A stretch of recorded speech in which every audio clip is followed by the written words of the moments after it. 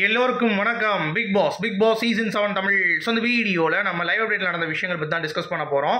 So வீடியோக்குள்ளே போகிறதுக்கு முன்னாடி நம்ம சேனலுக்கு நீங்கள் புதுசாக இருந்தீங்கன்னா கண்டிப்பாக சப்ஸ்கிரைப் பண்ணிக்கோங்க, வீடியோ மறக்காமல் லைக் பண்ணிக்கோங்க. இப்போ நம்ம வீடியோக்குள்ளே போகலாம்.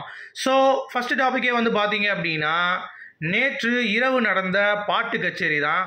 அதுவும் அர்ச்சனாவும் நிக்சனும் சேர்ந்து கிட்டத்தட்ட ஒரு அரை மணி நேரம் வந்து பயங்கர வைப்பில் வந்து வச்சுருந்தாங்க.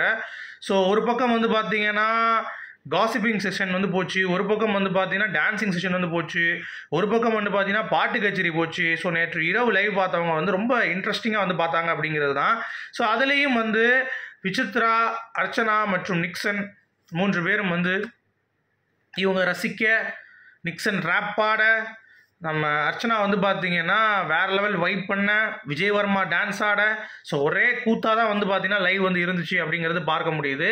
சரிங்களா? ஸோ அந்தளவுக்கு ஒரு அக்ரஸிவாக எதுவுமே வந்து பண்ணாமல் நைட் வந்து எடுத்தால் நமக்கு ஒரு என்ஜாய்மெண்ட் இருக்கணும் அப்படின்றதற்காக அவங்க மெனக்கிறது அப்படிங்கிறது வந்து செமையாக இருந்தது. அதுவும் அர்ச்சனா குறிப்பாக அவங்களுடைய அந்த சாங்கு அந்த நைட்டு கேட்கும் பொழுது செம்ம சூப்பராக ஒரு வைப் வந்து செட் பண்ணுறாங்க அப்படிங்கிறது பார்க்க முடியுது. So that is very very very very very good. So அதற்காக ஒரு ஸ்பெஷலாக அவங்களுக்கு ஒரு மென்ஷன் கொடுக்கலாம் அப்படிங்கிறது தான் பாயிண்ட்டு. ஸோ ரொம்ப சூப்பராக இருந்தது அப்படிங்கிறது தான்.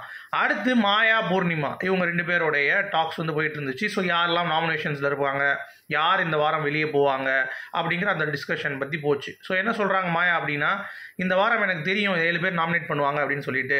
ஸோ 7 பேர் வருவாங்க நான் நினச்சேன், கரெக்டாக அதுக்கேற்ற மாதிரியே வந்துட்டோம்.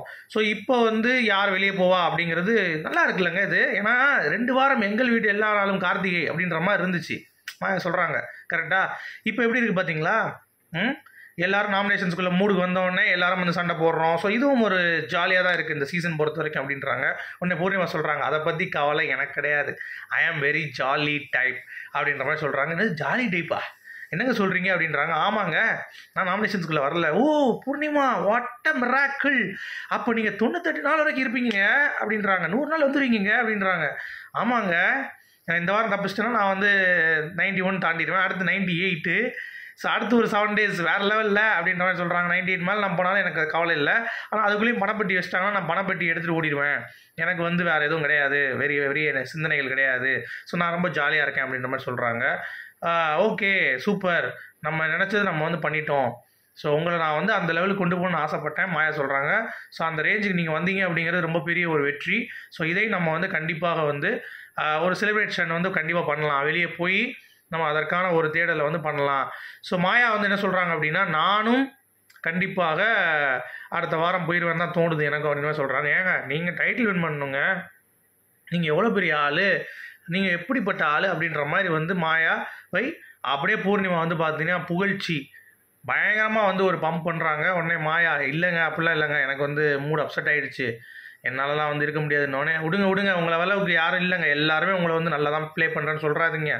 ஸோ என்ன கூட நிறைய பேர் வந்து சொல்கிறதே கிடையாது, உங்களை அவ்வளோ பேர் வந்து சொல்கிறாங்க. ஸோ அப்படி இருக்கும் பொழுது நீங்கள் ஏன் வந்து அதை பயப்படுறீங்க, எதுக்கு பின்னாடி வந்து நகர்த்துறீங்க, நீங்கள் முன்னாடி போங்க அப்படின்னோடனே, நீங்கள் எதுக்கு முதல்ல காசு எடுக்கிறீங்க, நான் எடுத்துகிட்டு போகிறேன் அப்படின்றாங்க மாயா. உடனே காசெல்லாம் நீங்கள் எடுக்கக்கூடாது, நீங்கள் ஸ்ட்ராங் பிளேயருங்க, எத்தனை பேர் உங்களை சொல்கிறாங்க, பிக் பாஸும் உங்களை பாராட்டுறாரு, எத்தனை விஷயங்கள் நீங்கள் வந்து தாண்டி வந்திருக்கீங்க, எத்தனை பிளேயர்ஸை வந்து பார்த்தீங்கன்னா நீங்கள் வந்து வளர்த்து விட்ருக்கீங்க அப்படின்ற மாதிரிலாம் பயங்கரமாக சொல்கிறாங்க. ஸோ இன்கேஸ் நான் கடைசி வரைக்கும் போராடுவேன் அப்படிங்கிறது மாயாவுடைய எண்ணமாக இருக்கிறது. சரியா? நீங்கள் வேணால் பெட்டி எடுத்துகிட்டு போங்க, எனக்கு அதை பற்றி கவலை இல்லை அப்படின்ற மாதிரி அடுத்து வந்து இவங்க கன்வின்ஸ் ஆகிட்டாங்க மாயா. ஸோ நான் வந்து கேம் தான் ஆட போகிறேன். ஸோ ஒரு லெட்டரை வந்து சொல்கிறாங்க, அந்த மாதிரி நீங்கள் லெட்டர் எழுதுனதுலேயும் நான் தான் சொல்லியிருந்தேன், இந்த மாதிரி விடக்கூடாது அப்படின்றதுக்காக. ஸோ பயங்கர பிளானிங்கோட எக்ஸிக்யூஷனோட மாயா வந்து பார்த்தீங்கன்னா இருக்காங்க அப்படிங்கிறத பார்க்க முடியுது. விஜய் டிவியும் அவங்கள ஃபேவர் பண்ணுறாங்க, கரெக்டாக. அர்ச்சனா வந்து பார்த்தீங்கன்னா கொஞ்சம் டோன் பண்ணுறாங்க அப்படிங்கிறது பார்க்க முடியுது, க்ளீனாக எவிடென்ட்டாக தெரியுது மாயா பூர்ணிமாவையும் கொண்டு வராங்கன்ட்டு. ஸோ மேபி அந்த இம்பாக்ட் வந்து கிரியேட் ஆகும் அப்படிங்கிறத நம்ம பொறுத்திருந்து பார்க்கலாம். உங்களுடைய கருத்துக்கள் சொல்லுங்கள். மீண்டும் அடுத்த சந்திப்போம், அது வரைக்கும் குட் பை.